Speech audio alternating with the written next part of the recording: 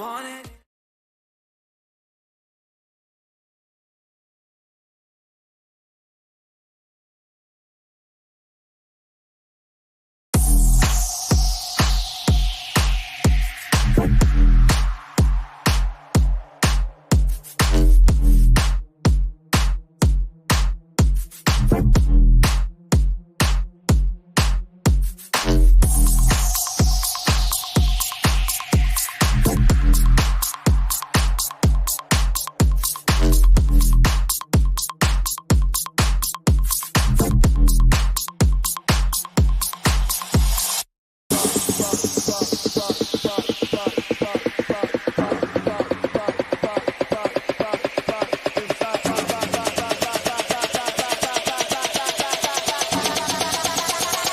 Emphasize impact, in fact.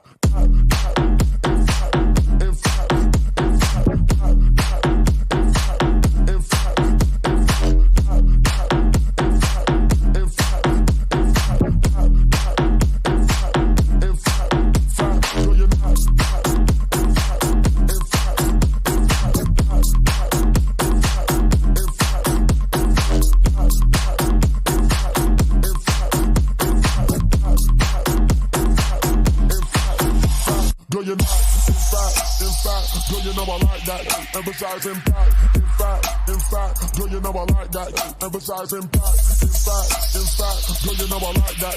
Emphasize impact, in fact, girl, you know I like that. Emphasize impact,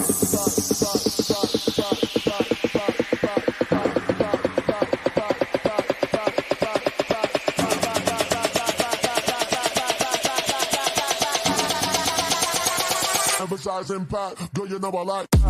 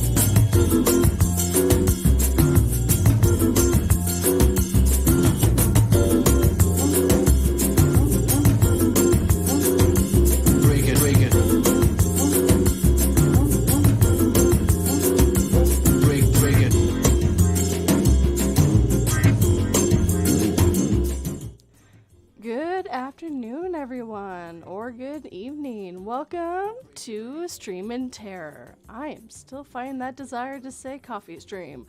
I mean, I did do that for almost 2 years. Welcome everyone. Welcome Sydney, Evil Outcast, and September Dragon Audio. I'm so glad everyone has come to join. As you can see, if you're watching this live, I have a poll for you guys to vote on what we do tonight. And just so you know, the game I picked out is Dead Space. So if we are playing a game, I'm playing Dead Space, and I don't do horror games very well. I blame my husband. He told me to play Dead Space. So I picked that one out for us. So I have it downloaded and ready to go, so it'd be pretty fast to go if that does get picked. And if we want to do live readings again, I of course have lots of stories for live readings. Fictional, true as always. So yeah.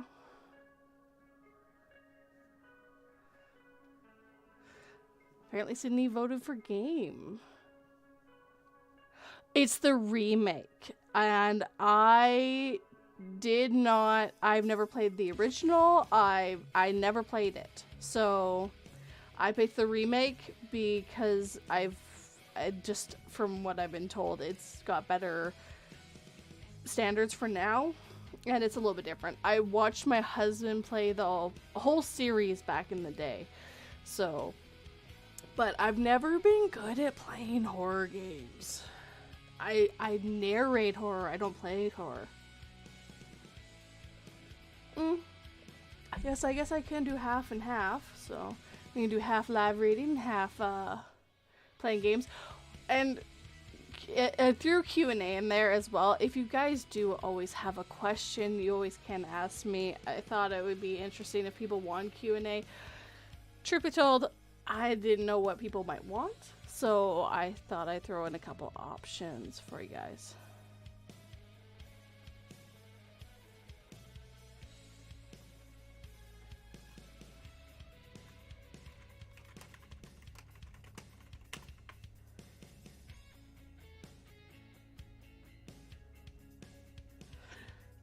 It was pretty good when you played it on stream, Evil. Yeah, just, I already know enough about the game that I know I'm going to be playing a little, what's the word that they say, meta? Because I know the story really well, so.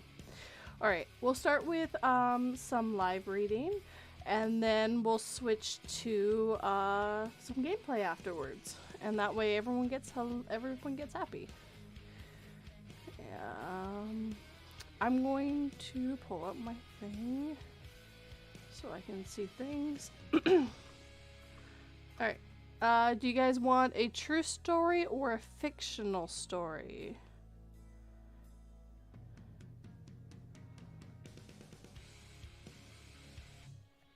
I know I did all true stories last time. And truth be told, I have been reading nothing but true stories the last 2 weeks. So, it's because I did 2 weeks of fictional stories, so I wanted to do true stories 2 weeks in a row. We got Fictional from Evil Outcast.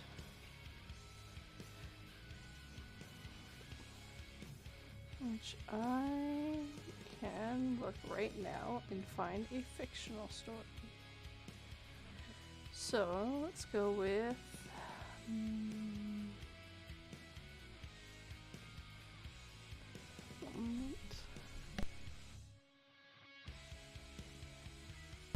Oh, and I'm like way better than I was. My voice is so much better than it was. I'm not coughing nearly as much, though the cough did decide to come back a little bit. But I'm not having nearly that much problems with my voice like I was. Do not recommend getting sick. It sucks.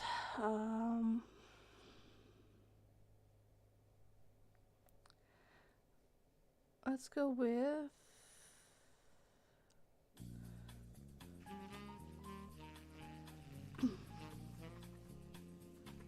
Okay. Unfinished Echoes by Emiko06. I was a regular soldier deployed in Botswana. a country haunted by the echoes of war. The year was 1996 and the tension was still lingering in the air. Our mission to support peacekeeping efforts and assist with humanity aid. It was a time of rebuilding, but little did I know that something sinister lurked beneath the surface. We were stationed at a remote outpost nestled in the heart of Barcelona. No, it's not Barcelona. One second. Let me just make sure I'm saying this right. Barcelona.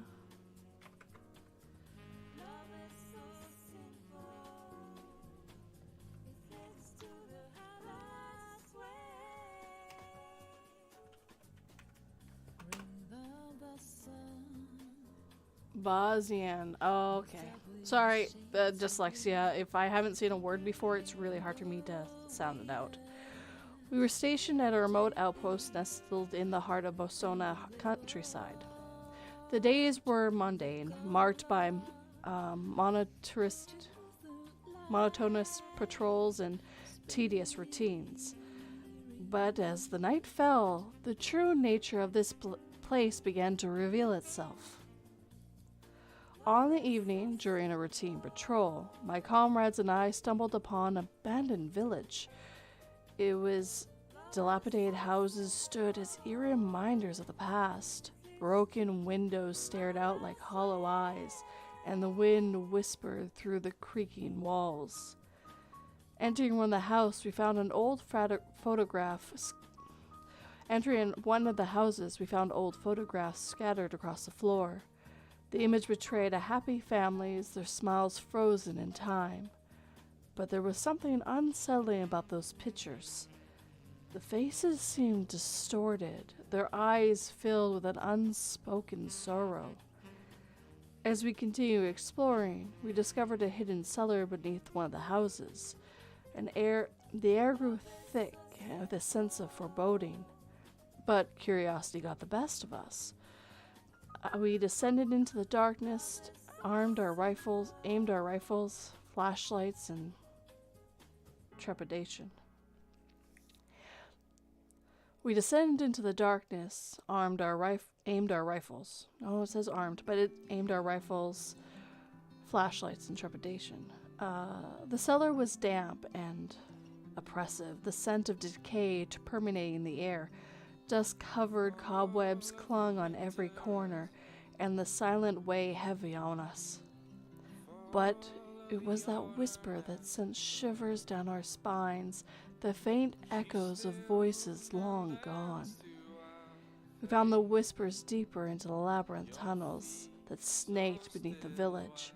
The walls were etched with strange symbols that spoke of ancient rituals and forgotten horrors. I couldn't shake the feeling that we were trespassing to something far beyond our comprehension. Time seemed to lose its meaning as we delved further into the darkness. The whispers grew louder and more intense, as if beckoning us towards an inevitable fate. Our flashlights began to flicker, casting eerie shadows upon the wall. Suddenly, a blood-curdling scream tore through the air, echoing through the tunnels. Panic gripped us, and we scrambled to find the source of the sound. But in the chaos, we became separated, each soldier disappearing into the abyss. Alone in the darkness, I stumbled forward, my heart pounding in my chest. The whispers transformed into growls, and the shadows danced with malicious intent. Fear clung to me like a second skin, consuming my every thought. As I wandered deeper into the abyss, I came across a chamber adorned with occult symbols. In the center, a gruesome altar stood, bathed in otherworldly glow. I felt an intense pull towards it, my body moving on its own accord. As I approached, the whispers intensified, forming a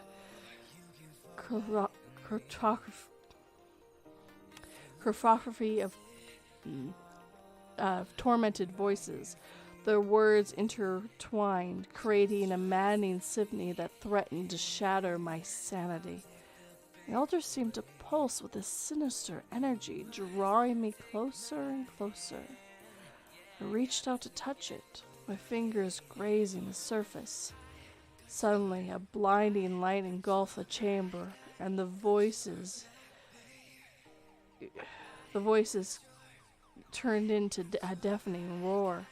The next thing I knew, I was back in the abandoned village, surrounded by my comrades. Confusion clouded my mind as we tried to make sense of what had happened. None of us could explain the supernatural forces that whisked us away. But it was then that we realized one of our own was missing. Private Jameson.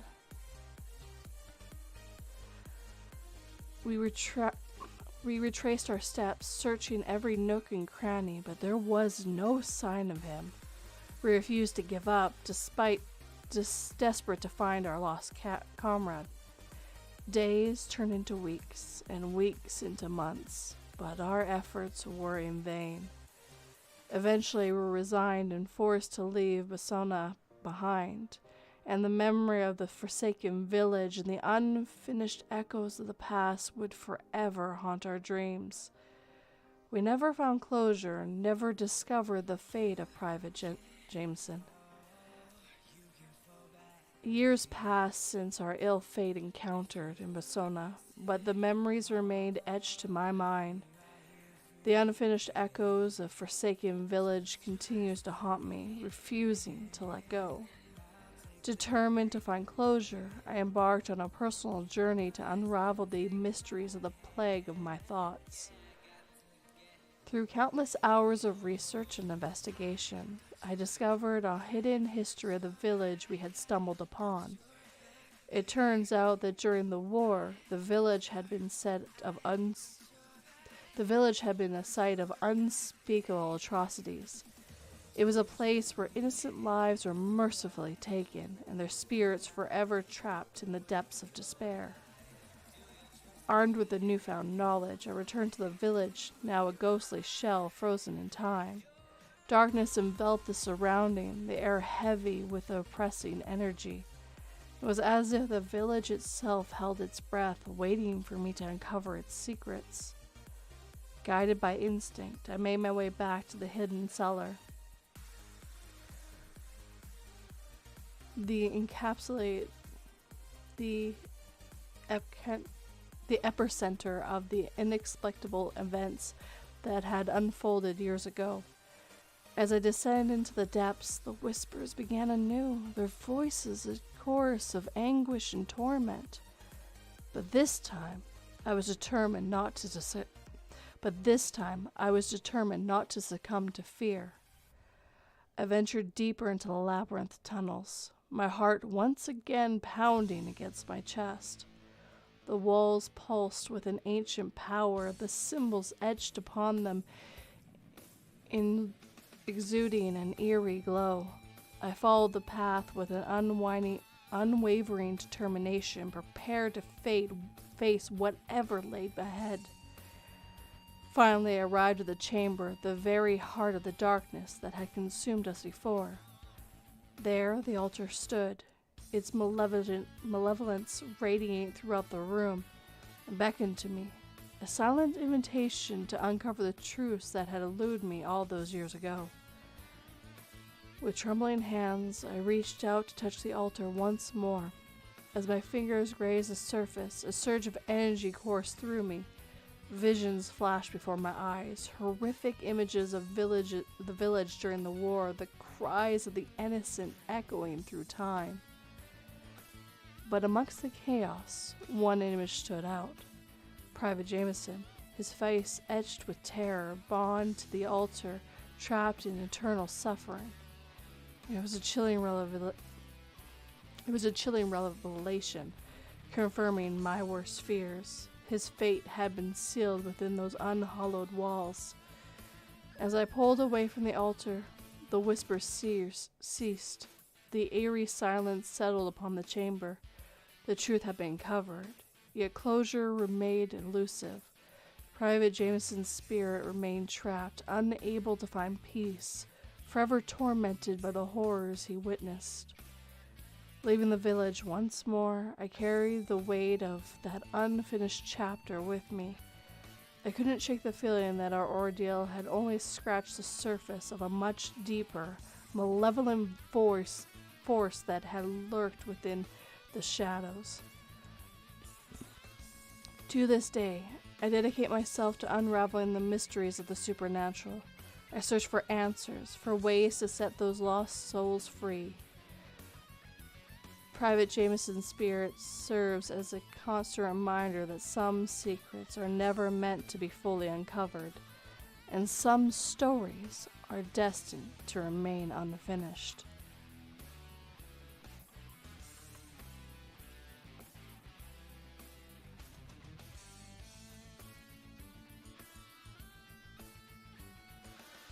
Alright, and that story is done.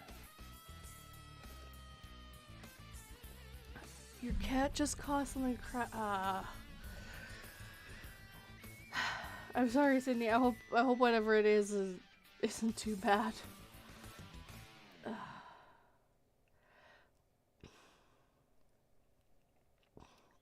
Cats are ugh. They I recently got, well, I guess we've had it for over a year now, but I forgot how nice it was to just have a dog some days, and how much cats just seem to always find their way into places you don't want them to be, places you don't think they could get to, and then make everything fall and break.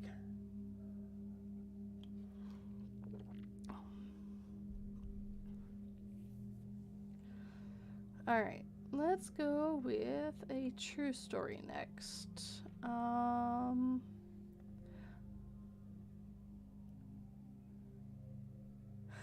Apparently Sydney loves her cats, and September says that his cat does all the time. I think Sydney says she had them since she was 6. Problem with that little heart thing, he goes over everything.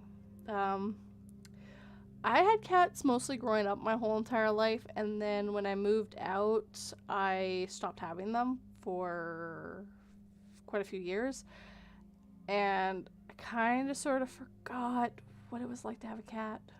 Until recently, of course. Alright, I'm going to do a paranormal story next. If you guys want something else, just tell me, and I will pick something else afterwards. Fictional, true, and if you want true, which kind of subgenre you want. Let's go with... I think I read that one last time, actually. This one. So I'm trying to make sure I don't accidentally read you the same one I read you last week. Because that would be kind of, well, boring, really. Haunting at the Barn by Bored Cons. Yesterday night, my boyfriend and our friends were playing hide and seek on one of their properties. Big western horse property in western Oregon. We agreed on having no lights on in the barn/area so we couldn't see anything. Anyways, me and my boyfriend were searching. I was in the barn and he was waiting outside where he could see the entrance. While I was in there, I heard footsteps and whispers clear as day. So, of course, I thought that they were in there and coming, of course, my way, and hid to get them when they walked past me. When no one came for several minutes, I got out of the barn, paired up with my boyfriend again, and continued searching. We went back to the barn after a while, were hiding up in the alley, when we heard the barn door to the training barn wing open, footsteps coming towards me and my boyfriend, coming towards us, and my boyfriend said he heard one of our friends, Hope, whisper another friend's, Randy's, name. Not much later, I heard Randy clearly whisper, Hope, and footsteps coming from the alley up to the round pen So I told my boyfriend to block the other alley leading up to it while I sneaked out there and finally get him. Nope. We heard a few other whispers encountered in the barn during our little game, and when we called to them on the phone outside the barn to finally give up, they came to meet us, saying they weren't in the barn till like the last 5 minutes of the game. We told them about the encounters, and Hope and the rancher's daughter told us their client was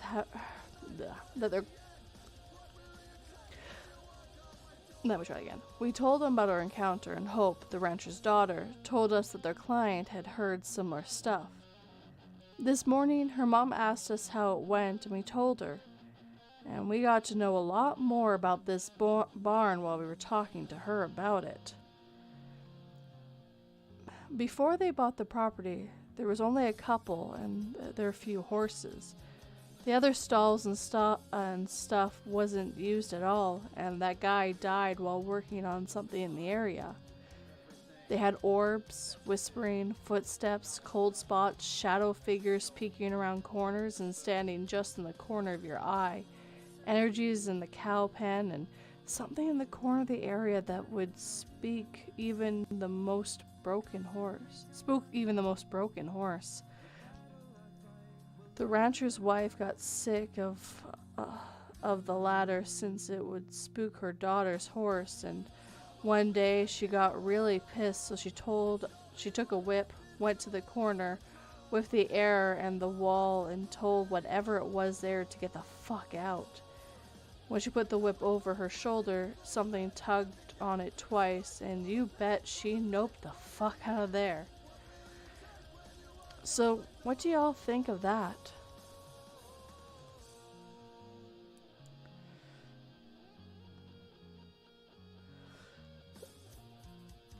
I think the property's haunted, or at least the barn is.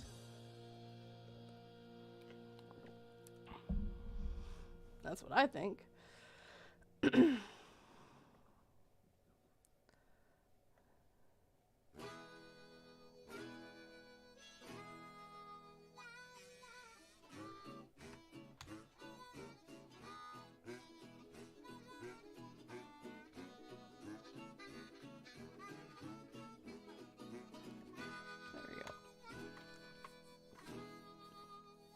Burn the barn.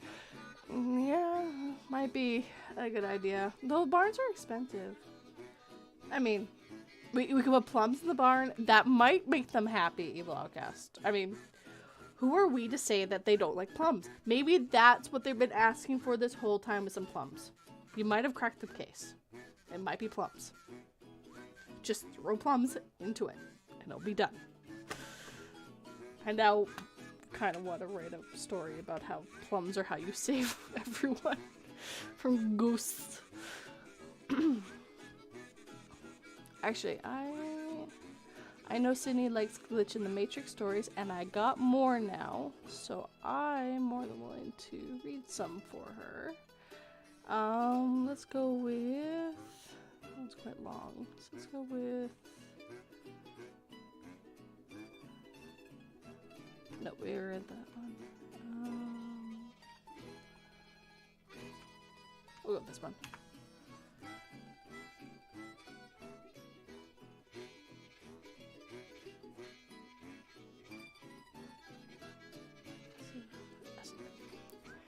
Neighborhood Glitch by Taylor Made. I heard about this sub through a neighbor who urged me to share our story. This happened this summer at a barbecue, and I had some of the neighbors out on the street. I had some neighbors over from the street. Typical hot dogs, hamburgers, potato salad. I had made a comment to the next door neighbors about how I should make the green salad, but the heat wouldn't permit it. This is important to remember later. The afternoon carried on as normal. When the sun started to set, I suggest we get a game of cornhole going. I have I have a board that I paint myself that glows in the dark with the LED light around the board, and have bags that also glow 4 pink and 4 green. We paired up and separated the bags, 4 green and 4 pink. After 3 rounds, the other team is up for 3 points, and now it's my turn. I throw the first bag, pink, and boom, it sinks perfectly into the hole, and you can see the pink illuminating through the hole clear as day. Other teams let out a typical ugh sound as my partner and I cheer. Our neighbors who were just watching all cheer. We continue on taking turns throwing the bags. The match ends.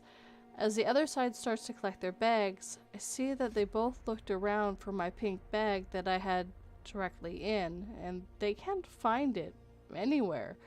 There are no kids or pets to blame. I thought maybe the other person jokingly hid the bag. They both tell me that they hadn't touched it and looked equally as confused. Now all of us spend the next 20 minutes searching my tiny backyard, dumping the trash can out, looking in the neighbor's yard for the bag, but to no avail. The bag was just never found. So we called the game and figured we would find it later. We all kind of exchange that strange face with each other, because if you've ever played cornhole, you know when a bag sinks into the hole, there isn't really any other place for it to go besides under the board. But whatever. I brushed it off and started tidying up a bit and cleaning plates and emptying cups when I noticed a table with all the food on it, and right in the center is a frickin' salad. Did someone come late and bring the salad? I'm just standing there when I notice not only is there a salad, but it's one of my salad bowls. I'm flooded. I don't know what I'm floored. I don't know. I don't want to sound crazy, so I casually asked each neighbor if it was them that brought the salad, but they all said no. The neighbor I had made the comment to about making a salad, but knowing wouldn't be good in this weather, reminded me saying that and seeing the bowl, but never paid attention to what was in it. As the night ended and I'm cleaning up the rest of the mess, I decided to look again for the bag and never did find it. My friend inside washing dishes and asked me whose salad bowl did this belong to. I had figured maybe I didn't make a salad. I did make a salad and forgot. The bowl was mine, except when they went to put it away, my exact bowl was already in the cabinet. I just stood there stunned. How could that be? They even had the small tiny price of the piece of the price sticker on the bottom of the bowl that no matter how hard I scrubbed, I could never get it off, and that clear sticker part remained. I'm a logical thinker. I truly believe everything can be explained away some way, somehow. So I'm still telling myself this has to be a case of maybe the bag got picked up by accident. Maybe I had 2 identical bowls. Maybe I just forgot. But no one claimed the bowl or found the bag, so it will always leave a little doubt in my mind of what really happened that day. I mean, you got a free bowl over a bag to toss.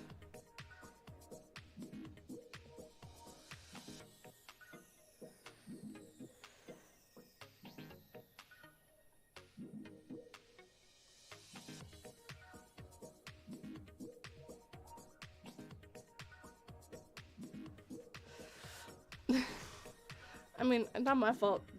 The thing had cornholes. Alright, I'll do one more and then I'll get the game started. Just gonna mark that off that I read that real quick, so I don't try. So So that way I know I read it on the stream. And that way I don't have that problem again. I'll do one of the creepy encounters.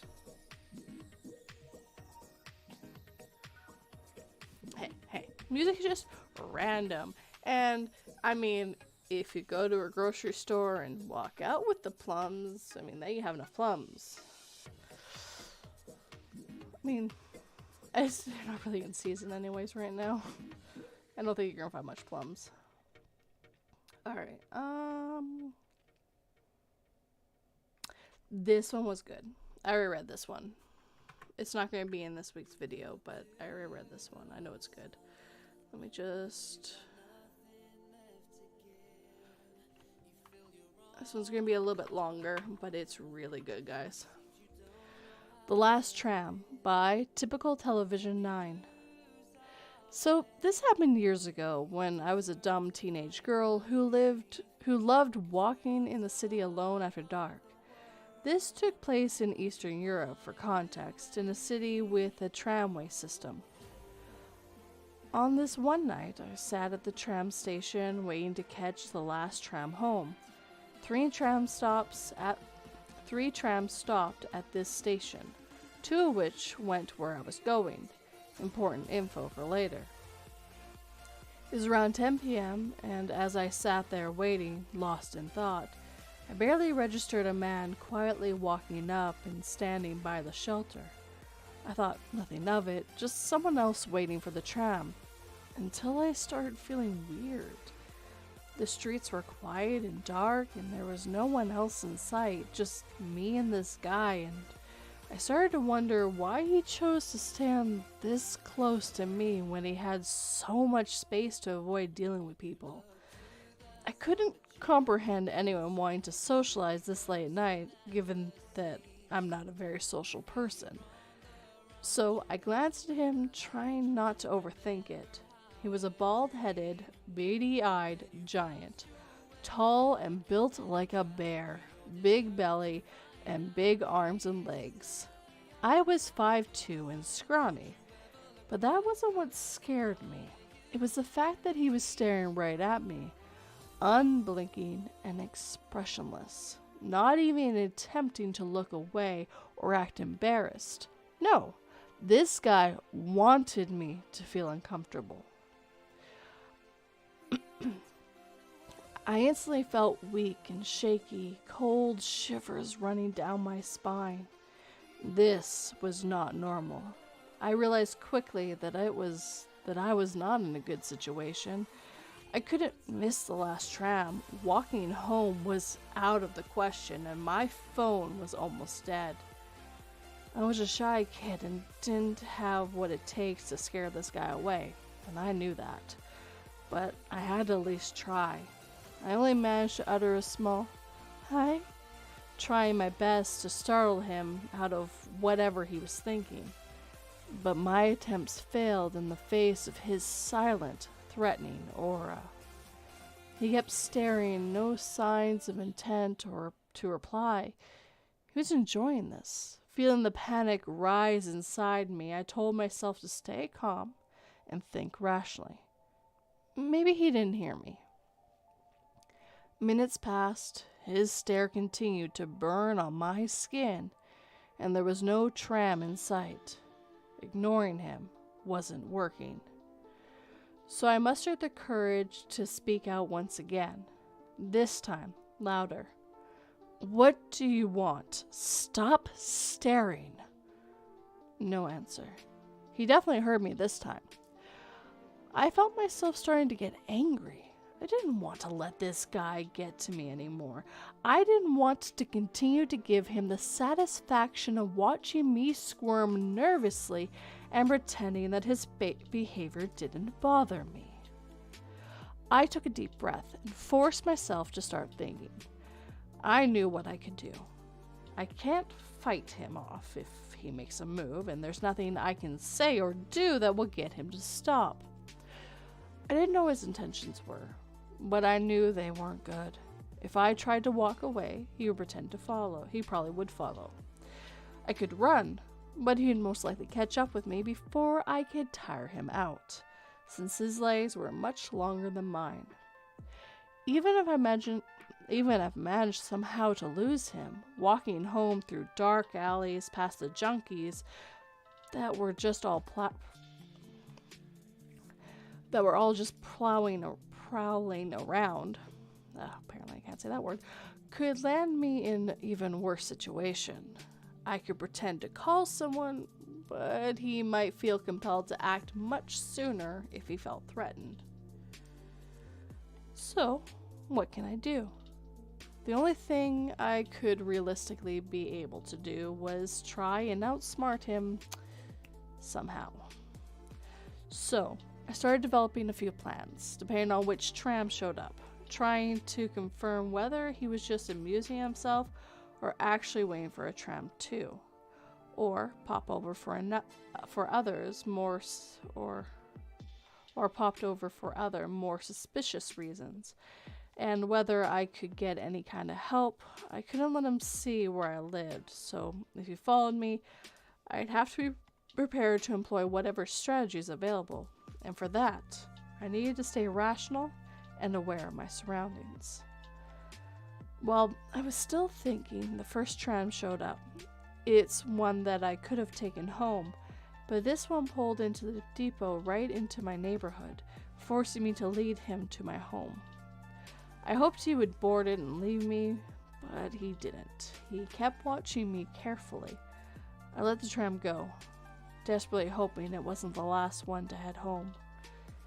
He continued to watch, and I sensed that he was quite happy with how things were going. I put up with it for another 15 minutes, trying to focus on another plan of action. I can now pretend that I needed the other tram, the one going the different area of the city, and just ride it to the next station, getting off as soon as possible, so I didn't end up too far and miss my tram I needed.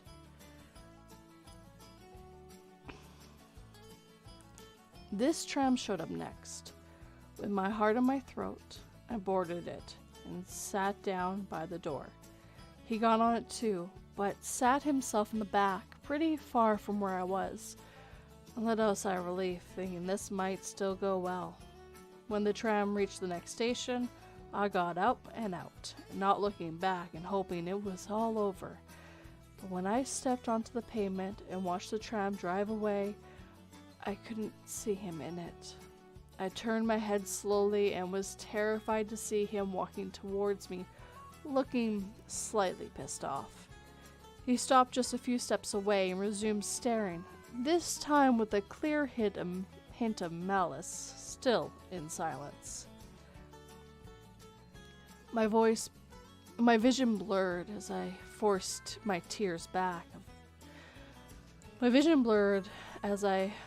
back tears of despair.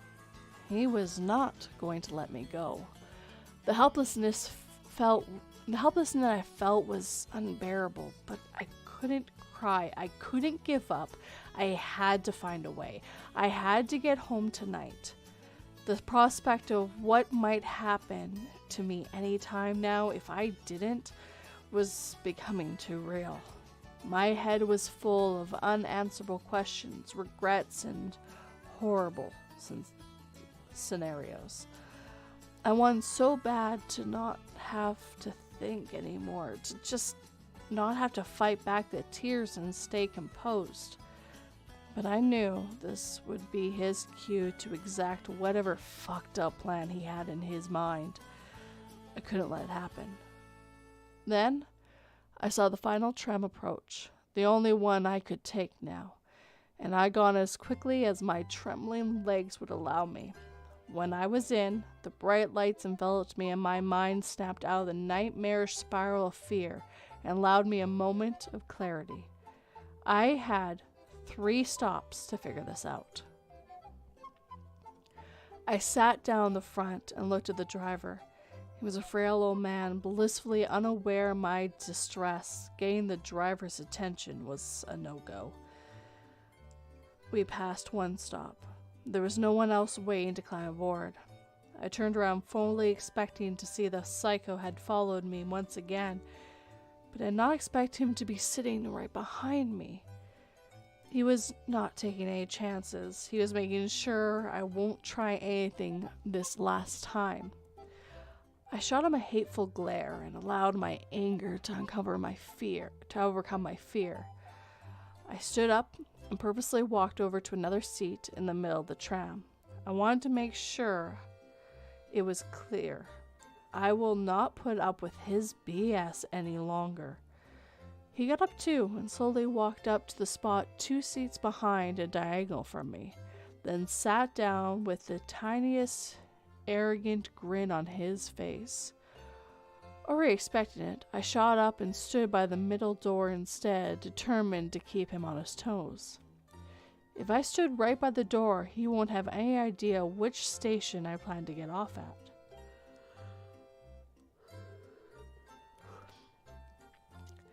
He remained where he was this time, convinced that I was bluffing.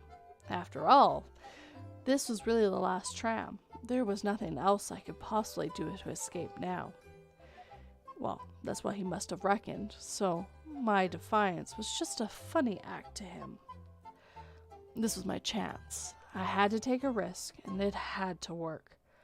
There were 3 doors in the tram, and they all opened and closed at the same time, and stayed open for about 5 seconds before closing again if no buttons were pressed or people detected in the threshold. The next stop, the only one left before mine, came into view. The tram slowed to a stop. The doors opened. I made no move. 5 long seconds passed. The doors started to close. I bolted out and ran for it, reaching for the back door as fast as I could, and I slammed that button to open once again. My whole body was tensed with adrenaline, and I waited a long, painful second and jumped back in, keeping my head low, holding my breath and crouching behind the nearest seat. I shut my eyes tightly and exhaled slowly while thanking the gods I didn't believe in for that button to work, and wishing with all my might for him not to have seen me before I got back in. And as I was waiting to hear his footsteps approaching, I pictured him frantically looking for me. Was he still in the tram? Face screwed up with anger, head turned like a fat, ugly meerkat? Or was he catching his breath on the pavement of the last station, mad eyes searching in the darkness for me? As the tram continued its long journey, banging and clanging sync with my heartbeat, I dared smile to myself, imagining his face when he realized he fucked up. Hand on my chest, I did my best to stealthily look around the corner and found no one looking back. I stood up in excitement and threw myself at the foggy back window. There he was, standing alone, victimless, on that slow, fade-out-of-sight station, watching me leave him and his vile plans behind. Giving someone the middle finger never felt so good. I made it home and told no one my story, for fear I'd be admonished for my naivety, but I was safe. I was proud of myself, and I learned my lesson. Creepy stranger. I hope the events of that day taught you not to underestimate girls, and prevented you from becoming a criminal for the rest of your life. Let's never meet again.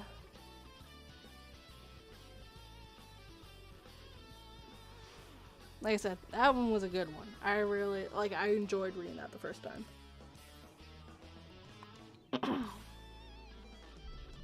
Okay, with that, I'm going to quickly... First thing we're going to do is open the game, get that ready to go.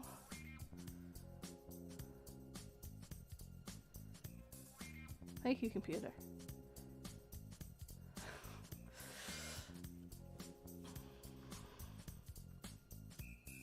I love when my computer tells me things that are just pointless.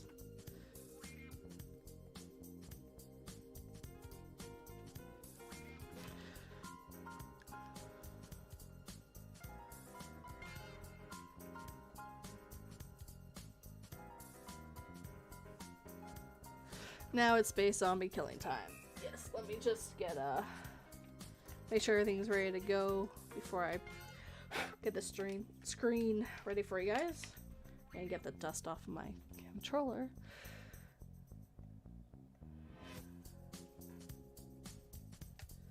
It's the first time I'm opening it, so I want to make sure that it's all good before we do the next step. I should have opened it sooner, because that would have been smart 42. Alright, come on. Sorry, it's still loading, guys. Once it's up and running, I'll also stop the music as well for you guys. And make it so you guys can hear my computer, of course.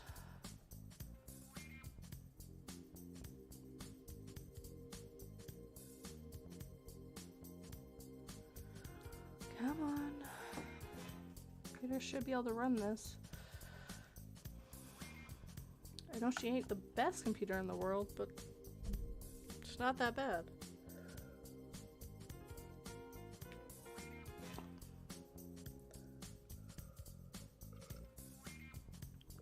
Apparently this game really needs its shaders.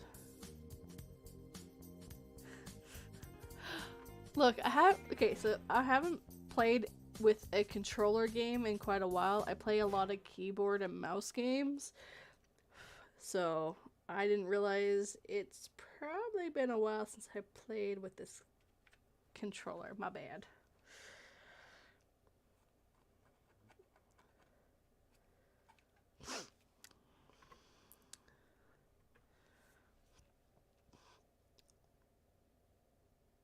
Wow. I should have just loaded this and kept reading you guys a story, apparently. Alright, one more story. While I wait for this thing to load. I'll know as soon as it loads, because I'll hear music. So I'm just gonna go with a really short story so we don't, have nothing going on, I guess. Let's go with that one. Okay.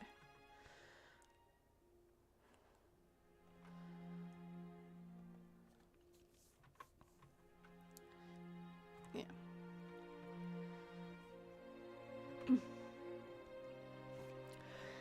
A creepy man near my school. I reread this one because I laughed at the name on stream. I remember that.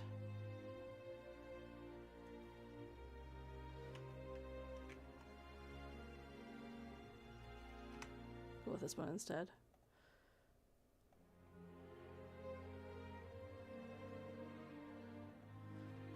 Because there's a cat butthole was the name of this the person, and I couldn't help but laugh when I read that. The neighbor that stalked me, by Major Presentation. So, for context, I moved into my new house about a year or two ago. I have lived in this area for a year before that, but we were evicted due to the owner of the old house wanting to move in. I'm a young female, still living with my family, which makes this story even more weird and pedo-y. When you look out my window, you see the fence and then a house, and there are up a small hill, so the fence does not really block anything. The first encounter I had was with this man. Was late at night. I was with some friends while my parents were out at a party. I will say that for me and my friends are old enough to be left at home, we were responsible. We were just relaxing in our room with no lights but the music on. We had turned the TV off when we were alone. We heard my dog start barking for a good 10 minutes. We passed this off because she barks at absolutely everything. I'm talking birds on the power line, bugs on the front porch, anything that moves pretty much. We started hearing weird noises like crunching, circling the perimeter of my room, and scratching on the walls. I kid you not, the moment we started getting scared, the loudest bang I've ever heard started pounding on a glass sliding door.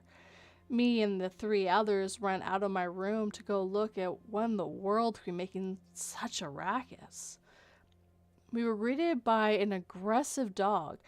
This dog was up on the glass, pounding on the door. My dog was scared. She usually does this, but she usually doesn't do this, but she was backing away behind me into the room with all her fur up. Then we see it. A man, dressed in all black, standing at the door, and we were all standing perfectly still, but I guess my friend's fight or flight response kicked off, and as he jumped to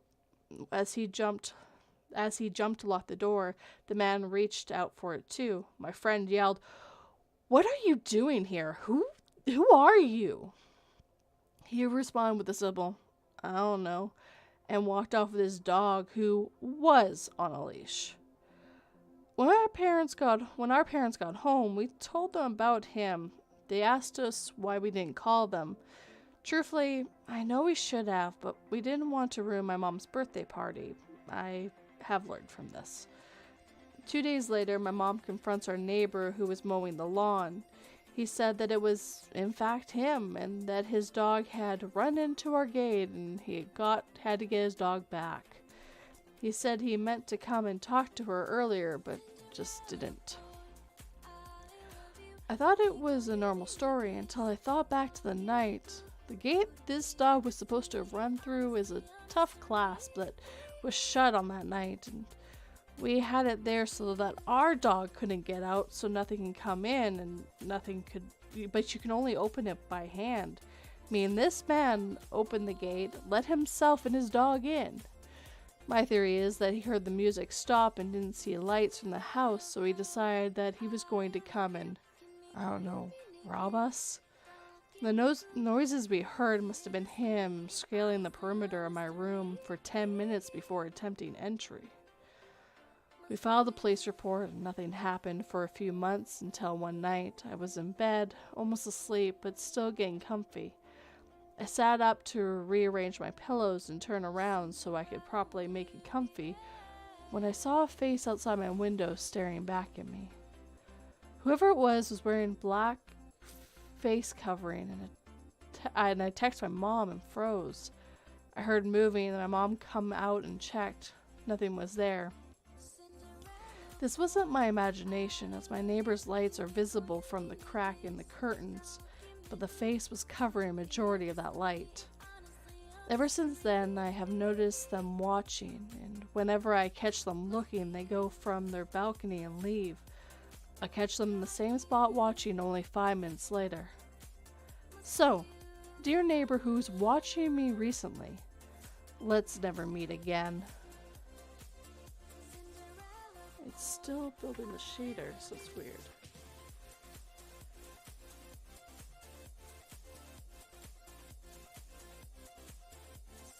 Hey Lance, welcome.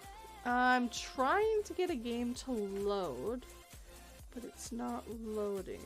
I'm gonna try closing it and reopening it. Let's try that.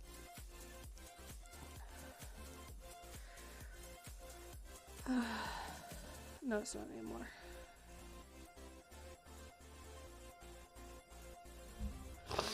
Oh, it thinks the game's loading. It's playing. Jeez. Gotta love computers. Okay. Oh, one sec.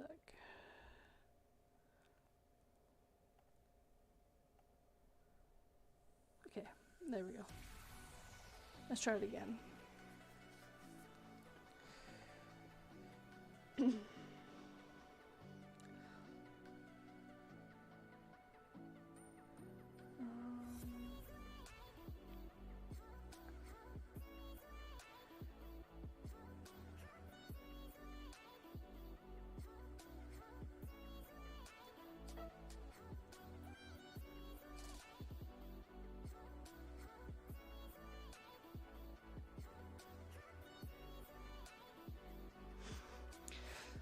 No lights, no music. I just get angry.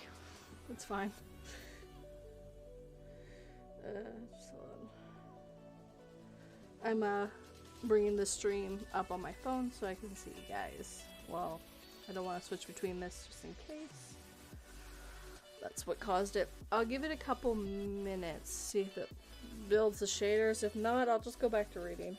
and figure out what's going on.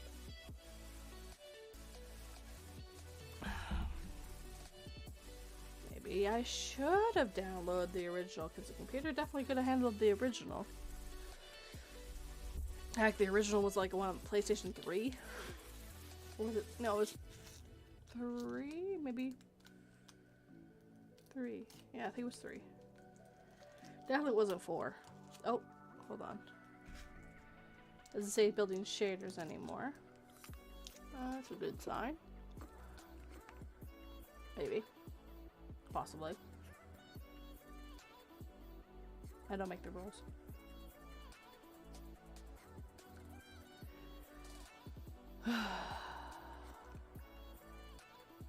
Come on, computer. Okay. Ah, here we go. Okay, give it a second here. Dead Space contains graphic violence, including bodies and gore. Okay. Yay! Okay. I'm just gonna do a couple settings real quick.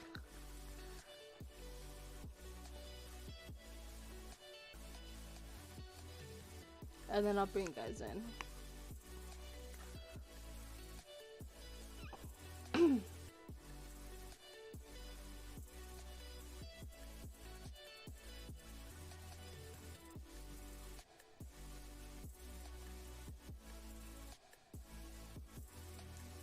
More settings, come on. Gameplay. I want graphics. Displaying graphics. Video option, full screen, whatever one. Yeah, that's all good.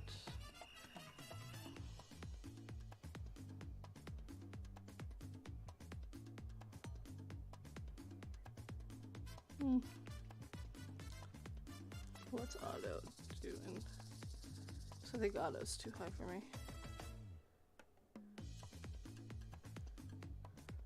Let's go with medium. Maybe. Hold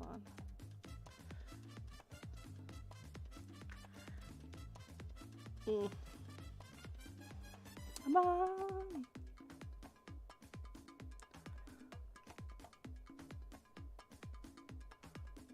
Oh, it's having troubles. I put everything as low. Okay. Alright. Let me get you guys in here real quick. We're going to... Oh. Okay.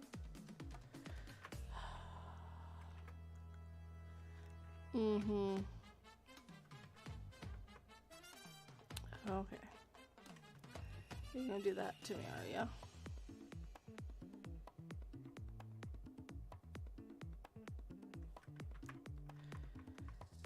Of course my computer has to freeze. Hold on.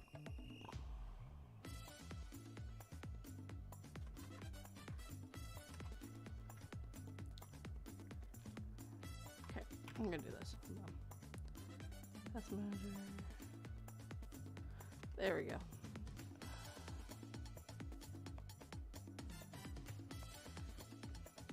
Okay. So computer there, and then we're going to add.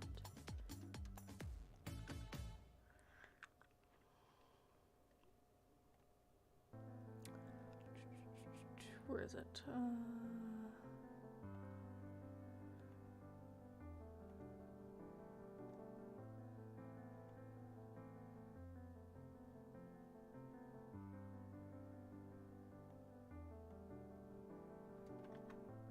Let me... Hold on.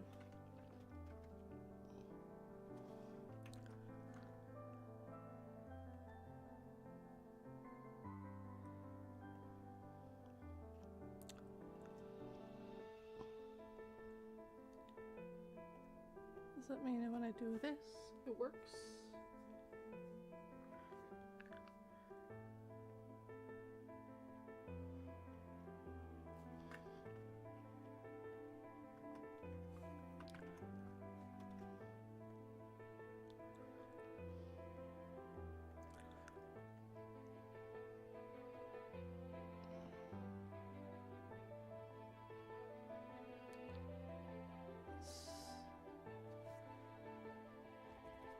It should be working.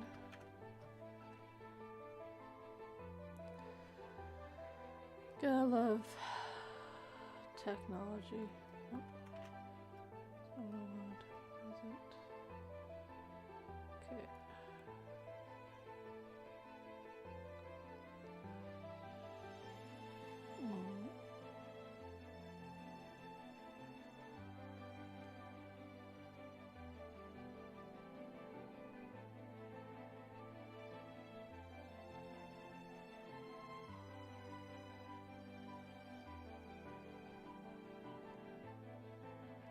It doesn't seem to want to be working, guys. I don't know why. Maybe because I think the game is froze. So hold on.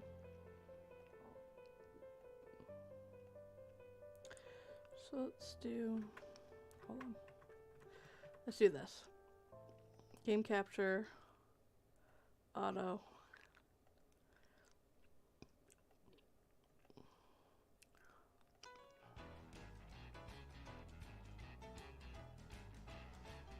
Okay.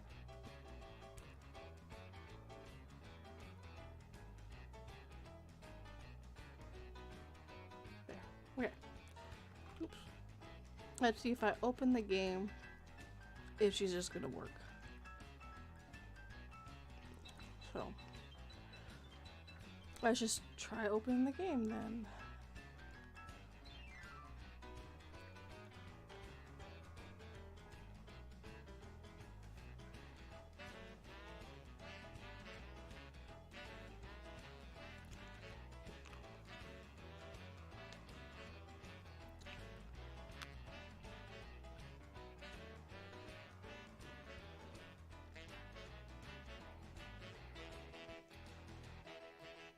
Okay. I think that's what I have to do. Alright. There we go, guys.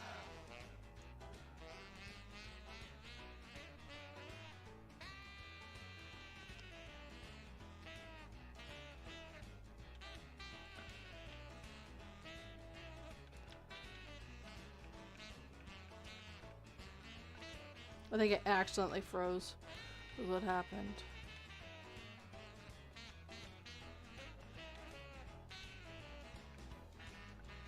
Alright, let's see how fast until I die.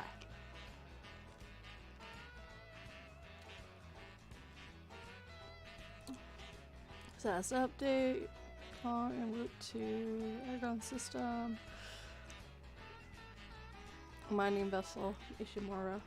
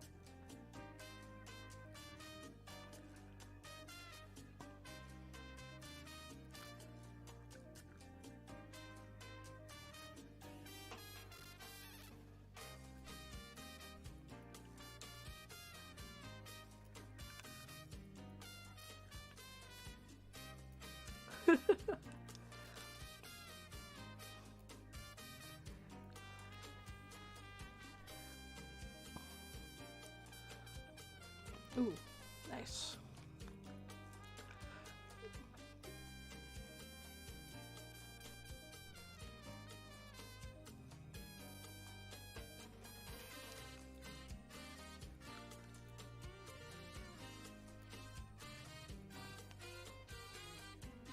Right there, I think.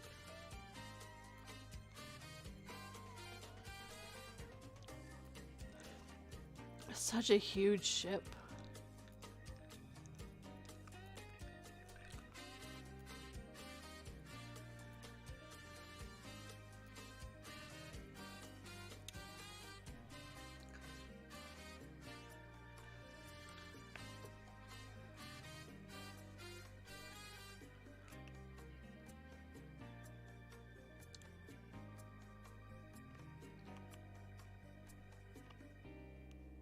You know what I forgot to do?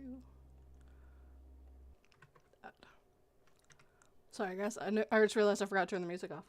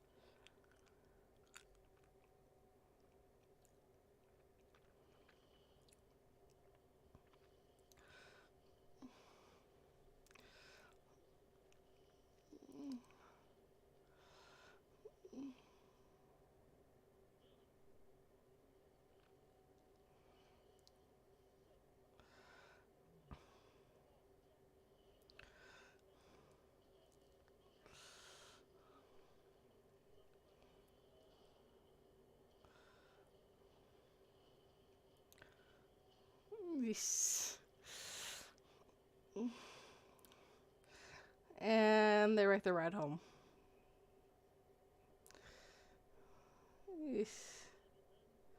No.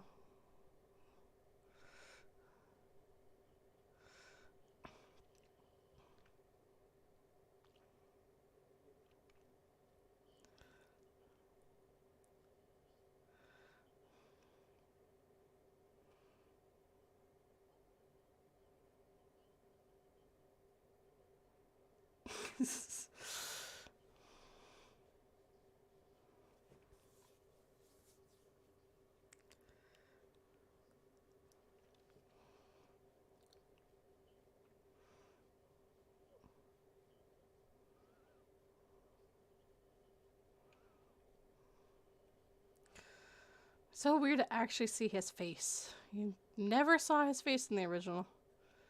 Until I think the end or something.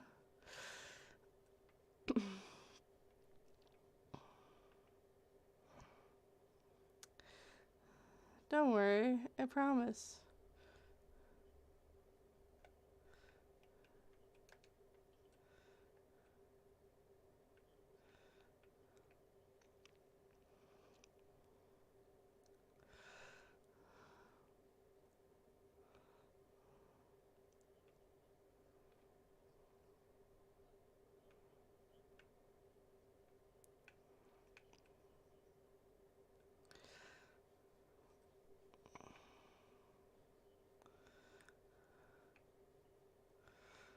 It's so much prettier than it used to be.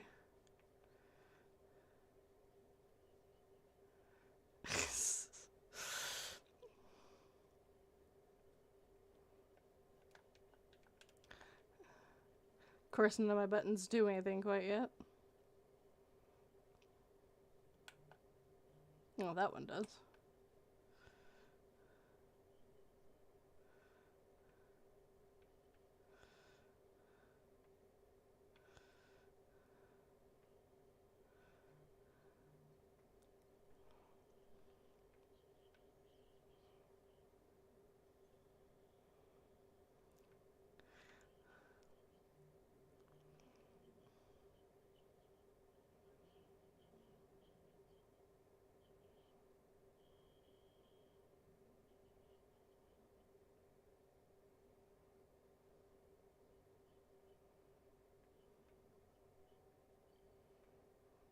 Everything.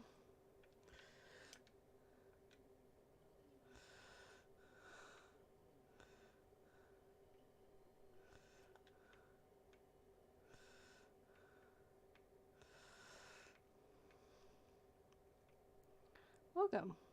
You're all gonna die.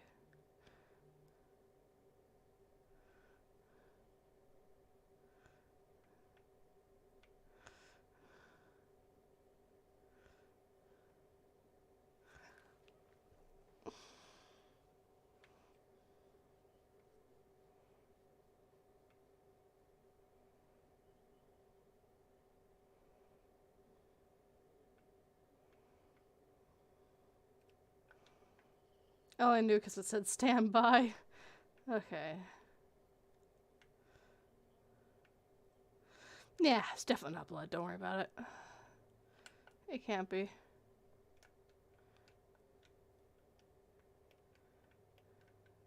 Cool.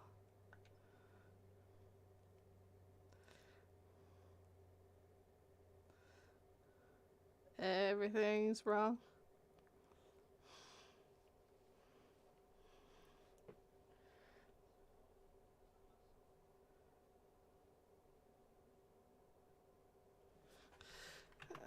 Hold on. Apparently you guys can't hear the game. Hold on. Let me see here.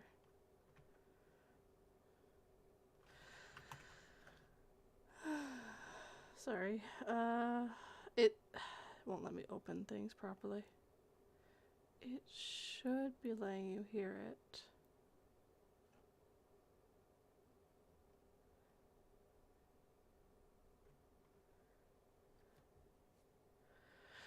Okay, so my stream, like what I'm watching to try to keep up with you guys, glitched and didn't show me if they weren't saying anything. Sorry about that, guys.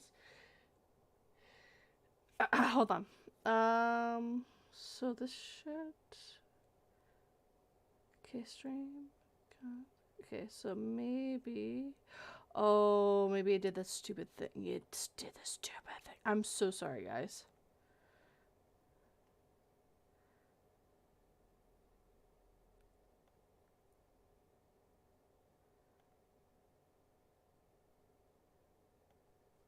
Okay, how about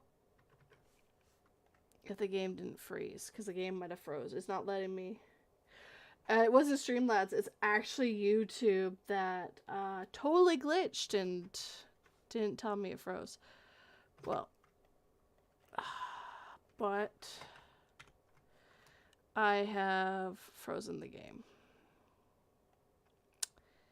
My bad. Alright. I think we'll just call it there. We'll try again next time. Not next stream, but the stream after.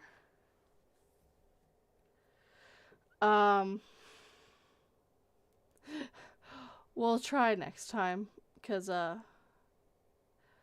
so next week I have Phoenix Fire on, but the week after we'll play this game instead. And I'll have it as a proper stream and all that jazz for you guys. Sorry about that. Streamlabs loves to change things on me, and then my computer does not like me switching through that. So, alright, I'm just gonna take that off. Yes. And I can hear the things from my computer. Yeah, sorry about that, guys. If I had known, I would have tried to deal with it sooner. I guess the music being in the background wasn't a bad thing then.